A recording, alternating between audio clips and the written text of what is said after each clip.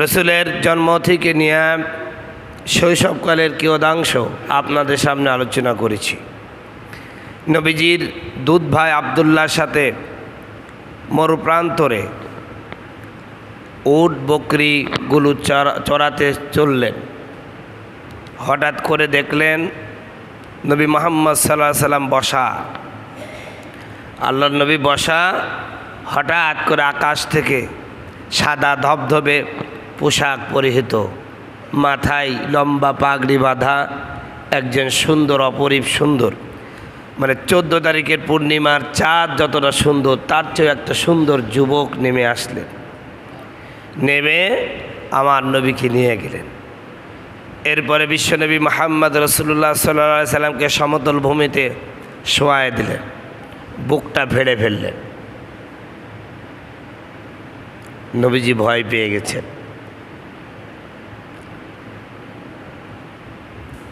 দুধ ভাই আবদুল্লাহ এই দৃশ্য দেখে হাঁপাতে হাঁপাতে দৌড় দিলেন।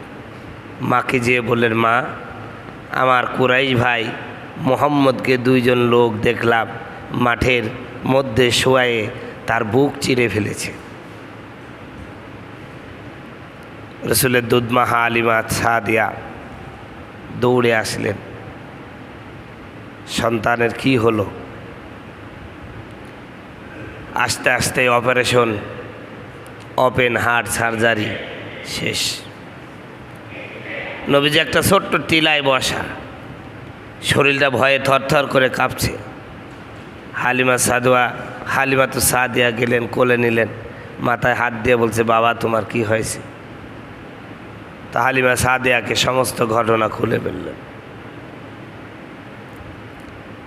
2 জন লোক আসলেন, আমার বুক ফাড়াই করলেন। এরপরে আমার বুকটা জমজমের পানি দ্বারা ধৌত করে আবার আগের মতন করে দিলেন। বলেন সুবহানাল্লাহ। তাফসীরের মধ্যে লেখছেন, আল্লাহ নবী মুহাম্মদ সাল্লাল্লাহু আলাইহি সাল্লাম এই পৃথিবীতে এসেছেন। নবী মুহাম্মদ রাসূলুল্লাহ সাল্লাল্লাহু আলাইহি সাল্লামের অন্তরে রাগ, ক্ষোভ, ঘৃণা, হিংসা, বিদ্বেষ এসব কিছু আল্লাহ সুবহানাহু ওয়া তাআলা ধুয়ে মুছে পরিষ্কার করে দিয়েছেন। বলেন সুবহানাল্লাহ। এই জন্য নবীজি কারো প্রতি রাগ রাখেন নাই, কারো প্রতি ঘৃণা ছিল না নবীজির। কারো প্রতি যদি রাগ করেছেন সেটা ইসলামের জন্য করেছেন, ব্যক্তিগতভাবে তিনি কারো প্রতি রাগ করেন নাই।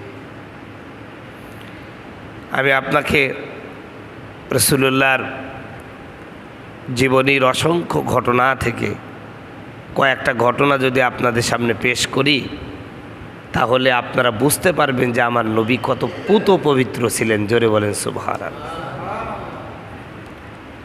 সম্মানিত ভাইয়ারা, আমার নবী একটি গাছের নিচে ছায়ায় ঘুমিয়ে আছে। এখন তো গাছের ছায়ায় ঘুমানোটা খুব দুষ্কর। আমরা যখন ছোট ছিলাম আমাদের চর অঞ্চলে বাবলা গাছটা খুব বেশি ছিল, আর গাছের ছায়ার মধ্যে সবচাইতে বেশি আরামদায়ক ছায়া হলো বাবলা গাছের ছায়া। যারা ঘুমিয়েছেন তারা জানেন। ছোটোবেলা আমি ছাগল রাখতে যাইতাম, আমরা অনেক ঘুমিয়েছি। তো বাবলা গাছের ছায়া আরামদায়ক একটা ঘুম হয়। আল্লাহ নবী মুহাম্মদ সাল্লাল্লাহু আলাইহি সাল্লাম ক্লান্ত, তিনি একটি গাছের নিচে ঘুমিয়ে আছেন। তো নবীজির পিছনে সবসময় গোয়েন্দা বাহিনীর মতন বর্তমান মোসাদ যেমন লেগে থাকছে, ইসলামী বিভিন্ন বিপ্লবী নেতা যারা রয়েছে তাদের বিরুদ্ধে, ঠিক তদ্রূপভাবে ওই সময়ও আমার নবীর পিছনে মক্কার মদিনার ইহুদিরা সবসময় লেগে থাকতো কোন সুযোগে মুহাম্মদ সাল্লাল্লাহু আলাইহি সাল্লামকে এই পৃথিবী থেকে বিদায় করা যায়। এই সুযোগে সবসময় তারা থাকতো। আল্লাহ নবী মুহাম্মদ সাল্লাল্লাহু আলাইহি সাল্লাম একটি গাছের নিচে ঘুমানো সুযোগ পেয়ে এক ইহুদি আমার নবী সাল্লাল্লাহু আলাইহি সাল্লামের বুকের উপরে বসে পড়লেন এবং তরবারি নিয়ে রসুলের গলায় দিয়া বলছে, এই মুহাম্মদ, তোরে বাঁচাবে কেডা? আল্লাহর নবী নির্ভয়ে বললেন, আমারে আল্লাহ বাঁচাবেন। জোরে বলেন সুবহানাল্লাহ। এই যে আল্লাহ বাঁচাবেন বলেছেন, কথাটার মধ্যে এমন একটা ভীতিকর শব্দ উচ্চারণ হয়েছে, এমন একটা দারাজ কণ্ঠ, আল্লাহু আকবারের ধ্বনি, আওয়াজটা এত ভীতকর হয়েছে, ইহুদির অন্তরের মধ্যে ভয় শুরু হয়ে গেল। থরথর করে তরবারি পড়ে গেল। আল্লাহর নবী তরবারি নিয়ে এবার বললেন, তোরে বাঁচাবে কে? সুবহানাল্লাহ বললেন। ইহুদি বলছে, আমারে আর কে বাঁচাবে? আপনি যদি আমারে মাফ না করেন, আমারে তো বাঁচানোর কেউ নাই। নবীজি বলেন, যা তোরে মাফ করে দিলাম। জোরে বলেন সুবহান। আচ্ছা ভাই, আপনাদের কথা বাদ দিলাম, আমাকেও যদি এরকম কেউ মারতে আসার আমি যদি সুযোগ পাই, আমি কি মাফ করব? কথা বলেন। সব মুহাম্মদ সাল্লাল্লাহু আলাইহি ওয়াসাল্লাম মাফ করে দিয়েছেন। আর একটা ঘটনা বলি। হাব্বার বিন আসওয়াদ, এই লোকটি যখন অমুসলিম ছিল, আমার নবীকে এমন কোনো কষ্ট নাই যে দেয় নাই।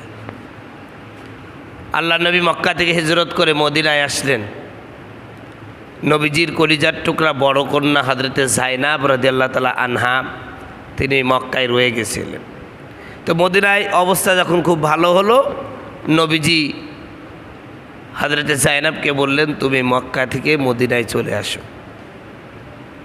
তো মক্কা থেকে মদিনায় যায়েনব রাদিয়াল্লাহু তাআলা যখন আসছেন, এই হাব্বার বিন আসওয়াদ হযরতে যায়েনব রাদিয়াল্লাহু তাআলা আনহাকে উটের পৃষ্ঠ থেকে ফেলে দিয়ে খুবই নির্মমভাবে পাথর দিয়ে আঘাত করে করে নবীজির কলিজার টুকরা মেয়েটাকে মেরে ফেলেছিল। এরপর আমার নবীকে এমন কোনো অশ্লীল ভাষা নাই যে ভাষা দিয়ে সে গালাগালি করে নাই। অসংখ্য দুর্বল মুসলমানদেরকে সে নির্যাতন করেছে, নিপীড়ন করে অসংখ্য মুসলমান সাহাবীকে সে মেরে ফেলেছে। নবীজি যখন মক্কা বিজয় করলেন, কিছু মানুষকে মৃত্যুদণ্ড দিয়েছিলেন, যেদেরকে যেখানে যে অবস্থায় পাও, এমনকি কাবা শরীফের গিলাফ ধরা অবস্থায় পাইলেও তাদেরকে মেরে ফেলবা। তাদের মধ্যে একজন ছিলেন এই হাব্বার বিন আসওয়াদ। সম্মানিত বন্ধুগণ, আমার ভাইয়ার আমার, হাব্বার বিন আসওয়াদ চেয়েছিলেন এই মক্কা ছেড়ে ইরানে পালিয়ে যাবে। কোথায়? ইরানে। কিন্তু ইসলামের যে অগ্রগতি তিনি লক্ষ্য করলেন, তিনি চিন্তা করলেন অচিরেই ইরানও মুসলমানরা দখল করে নিতে পারবে। ইরান যদি দখল করে নেয় তখন তো আমার খবর হয়ে যাবে। তাই তিনি পালালেন না, বরং তিনি ফিরে আসলেন। এসে সাহাবায়ে কেরামের চোখ এড়িয়ে আমার নবীর দরবারে গিয়ে হাজির। আল্লাহর নবীর কাছে গিয়ে বলছেন, ইয়া রাসূলুল্লাহ, ইয়া হাবিবাল্লাহ, আপনি আমার সম্পর্কে যা শুনেছেন যে আমি খুব খারাপ মানুষ, আপনার মেয়েকে হত্যা করেছি, আপনার অসংখ্য সাহাবায়ে কেরামকে আমি নির্যাতন করেছি, আপনাকে গালিগালাজ করেছি, নিঃসন্দেহে সত্য, আমার অপরাধের শেষ নেই। কিন্তু আমি শুনেছি আপনি হচ্ছে দয়ার নবী, আপনি সবারে মাফ করে দেন। আপনি যদি আমারে মাফ করে দেন না, তাহলে আমার জন্য খুব ভালো হবে। যার ব্যাপারে কি হয়ে গেছে? মৃত্যুদণ্ড জারি হয়ে গেছে। সাহাবায়ে কেরামকে অর্ডার দিয়েছে, হাব্বার বিন আসওয়াদকে যেখানে পাবা সেখানে হত্যা করো। অর্ডার হয়ে গেছে। নবীজির দরবারে এসে বলছেন, ইয়া রাসূলুল্লাহ, আমারে মাফ করে দেওয়া যায় না? আমার নবী কিছুক্ষণ চুপ থেকে বলছেন, ঠিক আছে, তোমারে মাফ করে দিলাম। জোরে বলেন সুবহানাল্লাহ। আমার নবী এমন একজন কুখ্যাত অপরাধীকে কি করে দিলেন? মাফ করে দিলেন। এই ক্ষমার এই অনুপম দৃষ্টান্ত যখন তিনি তৈরি করলেন, হাব্বার বিন আসওয়াদ চিন্তা করলেন, এমন লোকের কাছে যদি আমি আত্মসমর্পণ না করি, এরপরেও যদি ইসলাম কবুল না করি, এটা আমার জন্য বড় খারাপ হবে। তাই তিনি নবীকে বললেন, ইয়া রাসূলুল্লাহ, আপনি আমার মতন একজন অপরাধীকে ক্ষমা করে দিয়েছেন, অতএব আপনার ছায়াতলে আসা ছাড়া কোনো উপায় নাই, আপনি আমারে কালিমা পড়াইয়া মুসলমান বানাই নেন। জোরে বলেন সুবহানাল্লাহ। নবী যে তারে মাফ করে দিয়েছেন, পরবর্তী সে কালিমা পড়ে মুসলমান হয়ে গেছে। সম্মানিত বন্ধুগণ, আমার ভাইয়ের আমার, এই ছিল মুহাম্মদ সাল্লাল্লাহু আলাইহি সাল্লামের ক্ষমার দৃষ্টান্ত। কথা বলছে কিনা? কথা বলেন না, আওয়াজটাকে একটু জোরে দেওয়া যাবে নাকি আর একটু?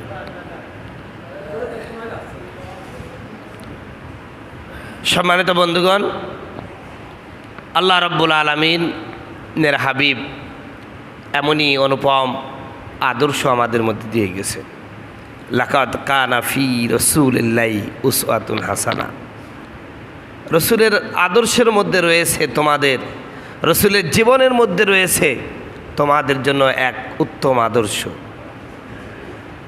শিশুর আদর্শ রয়েছে, এতিমের আদর্শ রয়েছেন, রাষ্ট্রপতির আদর্শ রয়েছেন, স্বামী হিসাবে কি হওয়ার দরকার সে আদর্শ রয়েছে, বাবা হিসাবে কেমন হওয়ার দরকার সে আদর্শ আমার নবীর মধ্যে রয়েছে। সম্মানিত বন্ধুগণ, আমার ভাইয়ারা, আমার আল্লাহর নবী মুহাম্মদ রাসূলুল্লাহ সাল্লাল্লাহু আলাইহি ওয়াসাল্লাম এভাবে করে শুধু তাই নাই, যৌবনে যখন পদার্পণ করলেন, মক্কার জমিন তখন বড় সন্ত্রাস কবলিত এলাকা, মানুষ মানুষকে তুচ্ছ ঘটনাকে কেন্দ্র করে মারে, তুচ্ছ ঘটনাকে কেন্দ্র করে মানুষ মানুষকে হত্যা করে, মানুষের সম্পদ লুণ্ঠন করে, সবলরা দুর্বলদের উপর অত্যাচার করে মানুষের সম্পদগুলো কেড়ে নেয়। জোর যার মুল্লুক তার, নিজের সম্পদ অন্যেরা নিয়ে যাচ্ছে বলার কিছু নেই, যেহেতু তার লাঠির জোর আছে। এই অশান্ত সমাজকে শান্ত করার জন্য নবীজি একটি সামাজিক সংস্থা তৈরি করলেন। এই সংস্থার নাম দিলেন হিলফুল ফুজুল সংঘ। এই সংঘের মধ্যে আল্লাহর নবীর বয়সী বিভিন্ন শ্রেণীর যুবকদেরকে সংঘবদ্ধ করে এই সমস্ত অন্যায়ের বিরুদ্ধে সর্বপ্রথম প্রতিবাদ স্বরূপ একটি সংগঠন তৈরি করলেন। এই সংগঠনের মূল কারণ হবে, মূল লক্ষ্য হবে, কোনো সবল কোনো দুর্বলের উপর অত্যাচার করতে পারবে না। কোনো সবল যদি কোনো দুর্বলের উপর অন্যায়ভাবে অত্যাচার করে, এই সংগঠনের সমস্ত নেতৃবৃন্দ এই দুর্বলের পক্ষে সবলদের বিরুদ্ধে রুখে দাঁড়াবে। বলেন সুবহানাল্লাহ। কিন্তু এই সংঘ, হিলফুল ফুজুল সংঘ, এই সংস্থা নবীজিকে কাঙ্ক্ষিত জায়গায় পৌঁছাতে দেয় নাই, সমাজের হানাহানি বন্ধ করতে পারে নাই। নবীজি সবসময় চিন্তিত, এই অশান্ত সমাজকে শান্ত করবেন কিভাবে, এই খারাপ মানুষগুলোকে ভালো বানাবেন কি করে, যারা চোর এই মানুষগুলোকে চোর থেকে কিভাবে রক্ষা করা যায়, যারা ডাকাত, যারা মানুষের সম্পদ নিয়ে টানাহেঁচড়া করে, নারীর সতীত্ব নিয়ে সিনেমিনি খেলে, এই সমস্ত হায়না মানুষগুলোকে কিভাবে সংশোধন করা যায়, এই চিন্তায় তিনি বিভোর। এই জন্যই তিনি মানুষের সমস্ত কোলাহল থেকে দূরে হেরা পর্বতে নির্জনে ধ্যানমগ্ন থাকলেন। 40 বছর বয়স যখন উপনীত হলো, আমার নবী মুহাম্মদ সাল্লাল্লাহু আলাইহি সাল্লামের কাছে আমার আল্লাহ সুবহানাহু তাআলা জিবরিল আমিনকে পাঠিয়ে দিলেন। জিবরিল আমিন এসে বললেন, ইয়া মুহাম্মদ ইকরা বিসমি, ইকরা, এ মুহাম্মদ ইকরা, ও মুহাম্মদ তুমি পড়ো। আমার নবী বলেন, মা আনা বিকরিন, আমি তো পড়তে জানি না।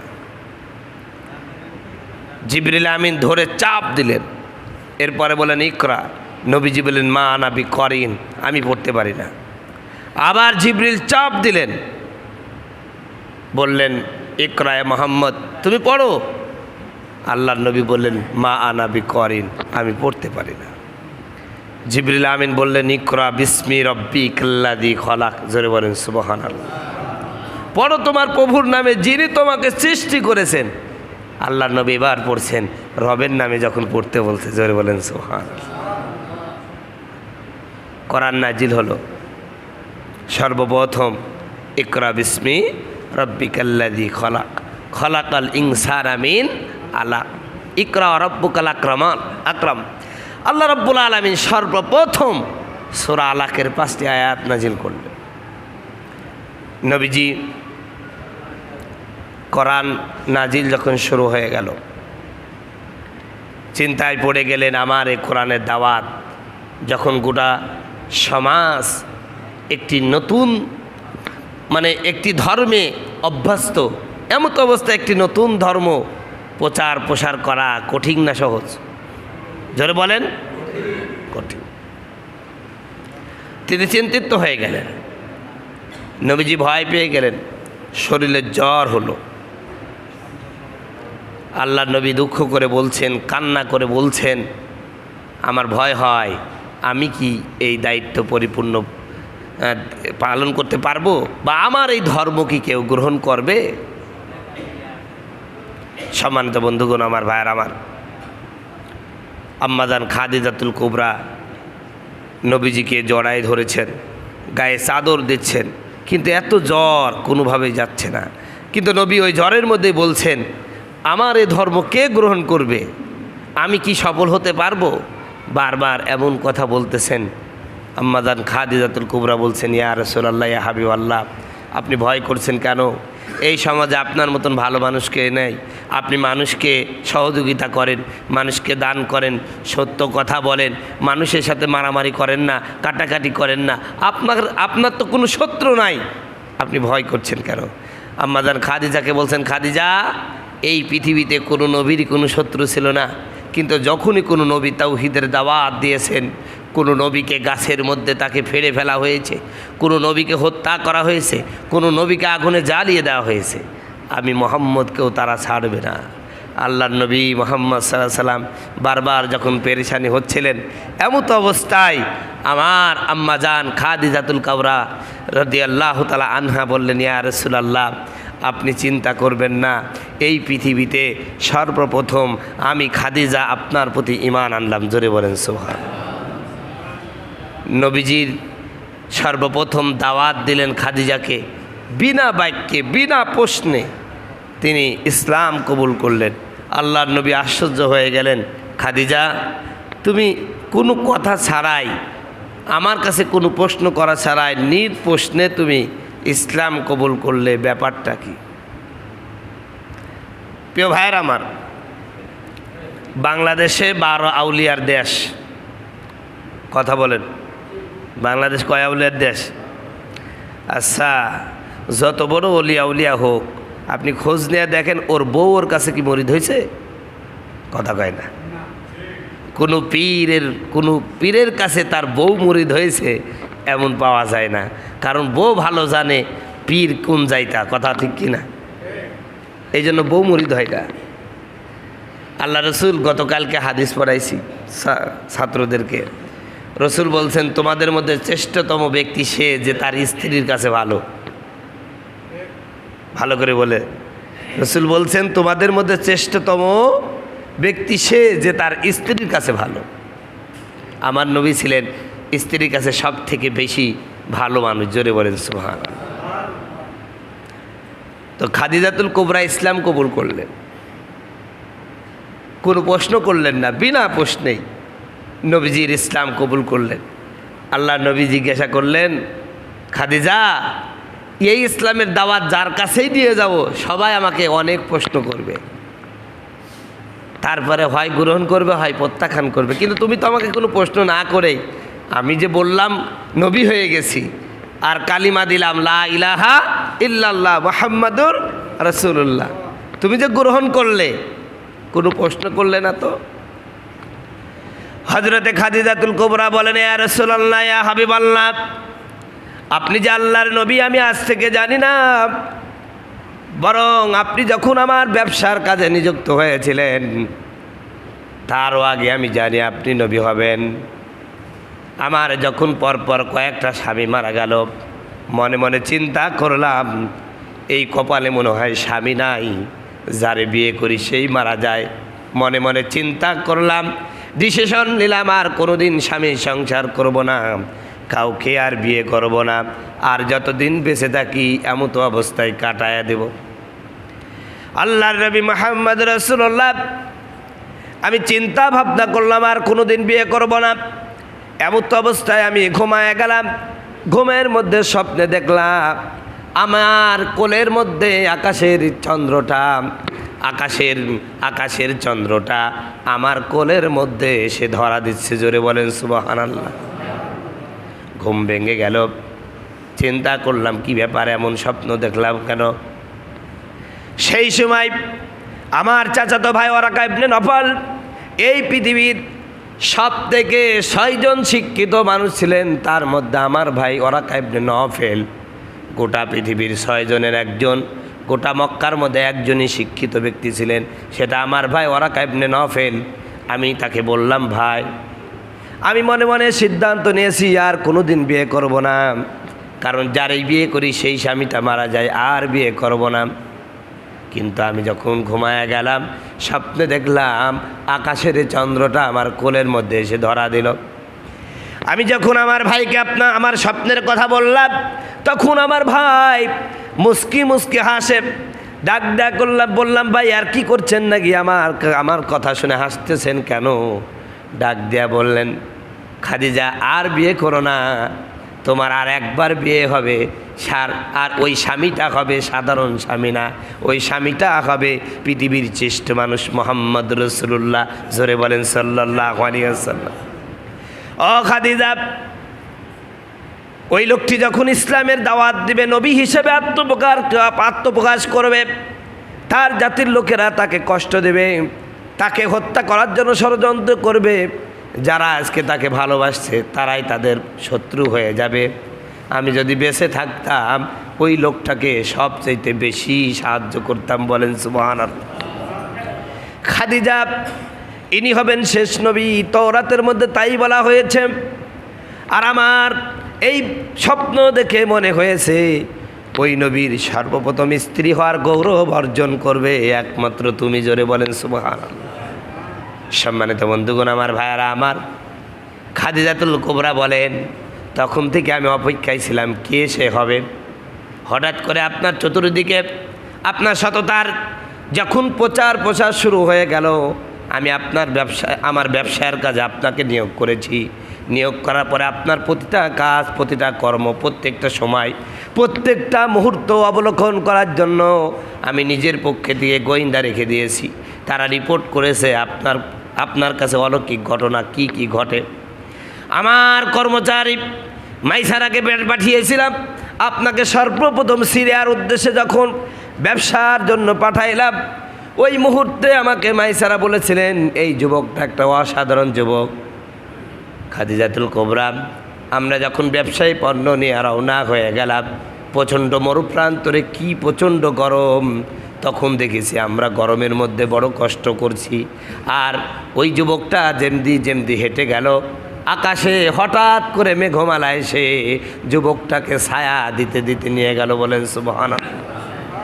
সম্মানিত বন্ধুগণ, আমার ভাইয়েরা, আমার নবী যেখানেই বসতেন হঠাৎ করে মেঘ শুরু হয়ে যেত, মেঘ এসে তাকে ছায়া দিত। এগুলো রিপোর্ট করত খাদিজাতুল কুবরার কাছে। হযরতে খাদিজাতুল কুবরা তখনই মেনে নিয়েছেন এই যুবকটাই হবে আমার কাঙ্ক্ষিত যুবক। জোরে বলেন সুবহানাল্লাহ।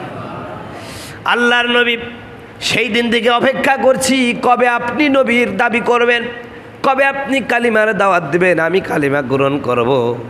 নবী গো, আপনার প্রতি ঈমান আমি আজকে আনি নাই, যেদিন থেকে আমার মাইসারা আমাকে রিপোর্ট করেছে যুবকটা অসাধারণ, সেদিন থেকে আমি জানি আপনি আল্লাহর নবী। জোরে বলেন সুবহানাল্লাহ। সম্মানিত বন্ধুগণ, আমার ভাইয়ারা, এর কিছুদিন পরে আল্লাহ রাব্বুল আলামিন কোরআনুল হাকিমের মধ্যে নবীকে নির্দেশ দিলেন, ফাস্তা বিমা তুমার আরিদানিল মুশরিকিন। ও নবী, কোরআনের নামে যা বলি আপনাকে, ওই নবী আল্লাহর নবীকে বললেন, আল্লাহ পাক বললেন, ফাস্তা বিমা তুমার আরিদানিল মুশরিকিন। নবীকে কোরআনের নামে আপনাকে যা বলি আপনি মানুষের কাছে প্রচার করেন।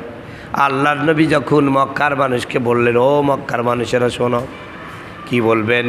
নবীজি সমস্ত মক্কার মানুষকে ডাক দিলেন। সর্বপ্রথম নাজিল হলো ওয়াংজির আশিরাতাকাল আকরাবিন। নবী, আপনার নিকটতম প্রতিবেশী যারা আছে, আপনার নিকটতম আত্মীয় স্বজন যারা আছে, তাদেরকে আপনি ইসলামের দাওয়াত দেন, ইসলামের দাওয়াত দেন, কালিমার দাওয়াত দেন। নবীজি জাবালে, ওই যে মক্কা আবু জাহেলের বাড়ির সামনে একটা পাহাড় আছে, এটার নাম কি জানো? জাবালে রহমত। এই পাহাড়ের উপরে দাঁড়িয়ে নবীজি সমস্ত তার গোত্রের লোকদেরকে ডাকলেন, এ বনি হাশেম, এ আব্দে মানাফ, সমস্ত মানুষগুলো আসো। রসুল একটা আওয়াজ দিলেন, সাব্বাহ। এটা একটা ভীতিকর, একটা ভয়ঙ্কর শব্দ। এই শব্দটা শুনলেই মানুষ বুঝে নিত এখন একটা কিছু ঘটতে যাচ্ছে। তখন সবাই সমস্ত কাজকর্ম ফেলে একত্রিত হয়ে যেত। নবীজি এই পাহাড়ের উপর উঠলেন, সমস্ত মানুষগুলো একত্রিত হয়ে গেল। একত্রিত হয়ে গেলে আমার নবী মক্কার সমস্ত মানুষগুলোকে বললে, শোনো, এই মুহূর্তে তোমরা যারা উপস্থিত প্রত্যেকে আমার নিকটতম আত্মীয়। কেউ আমার ভাই, কেউ আমার চাচা, কেউ আমার দাদা, কেউ আমার ভাস্তে। অতএব আমার রক্ত সম্পর্ক সকলেই তোমার আমার আত্মীয়। আমি তোমাদেরকে একটা কথা বলি, শোনো। আমি যদি বলি এই যে আমি যেই পাহাড়ের উপরে দাঁড়িয়ে আছি, এই পাহাড়ের পিছনে একদল শত্রু পেতে বসে আছে, অচিরেই তোমাদের উপরে হামলা করে তোমাদেরকে নিঃশেষ করে দিবে, তোমরা কি তা বিশ্বাস করবে? মক্কার আব্দে মানাফ, তারপরে বনি হাশেম, কুরাইশের সমস্ত লোকেরা সমস্বরে চিৎকার দিয়ে বলল, এ মোহাম্মদ, জন্মের পর থেকে নিয়ে এই 40 বছর যাবৎ তুমি আমাদের মধ্যে থেকেছ, কোনোদিন তুমি মিথ্যা কথা বলো নাই, কোনোদিন মানুষকে ধোঁকা দাও নাই। অতএব তুমি যদি এর চেয়েও কোনো বড় ঘটনা বলো, আমরা নির্বাক্যে মানে কোনো প্রকার প্রশ্ন ছাড়া, দ্বিধাহীনভাবে আমরা তোমার কথা বিশ্বাস করব। সবাই বলল বিশ্বাস করব। নবীজি বললেন, শোনো,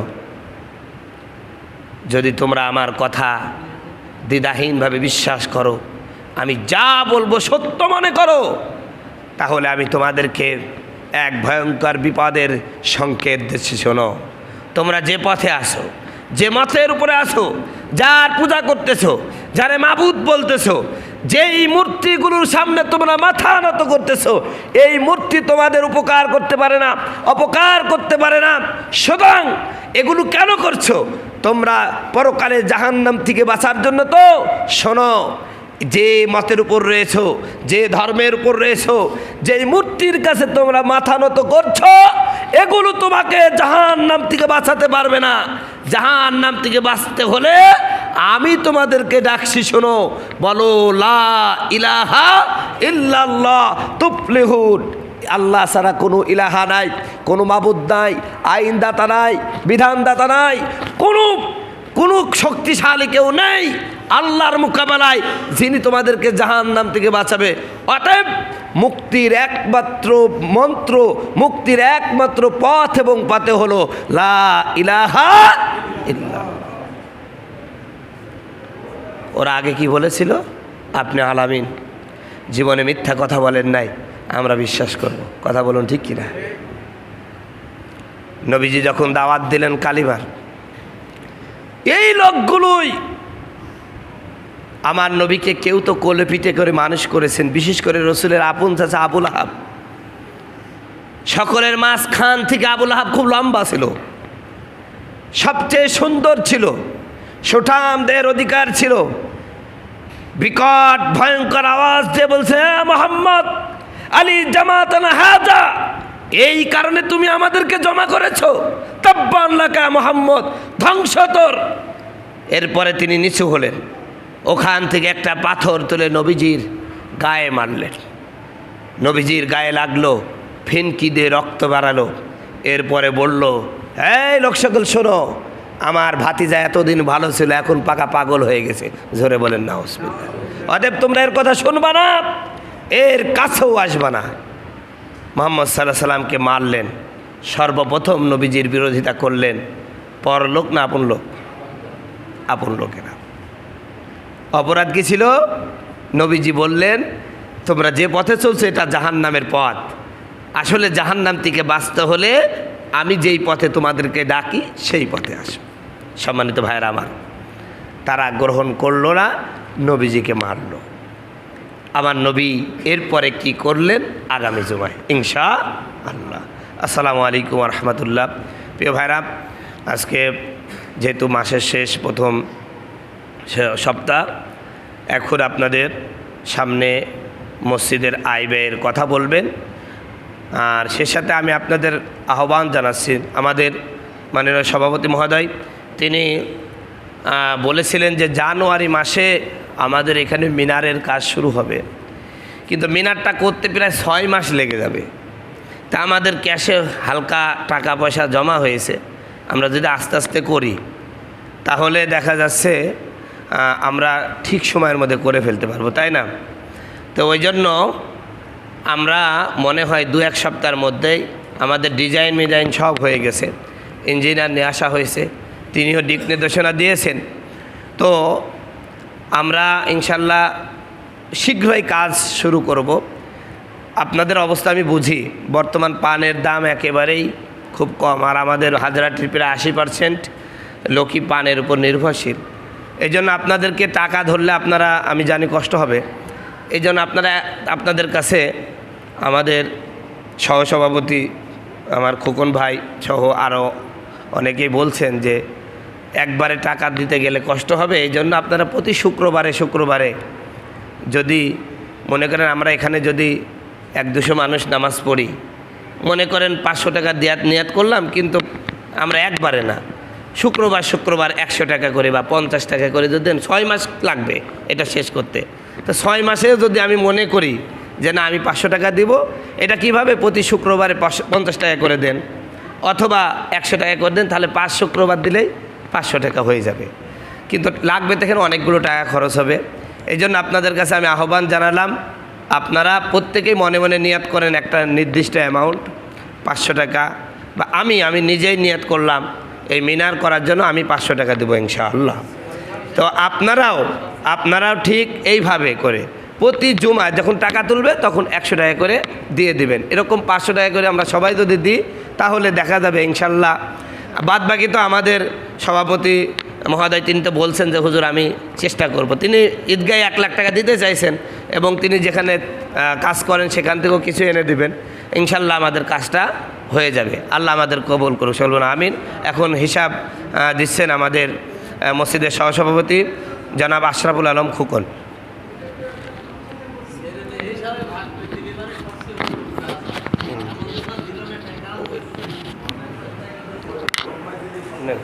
ভাই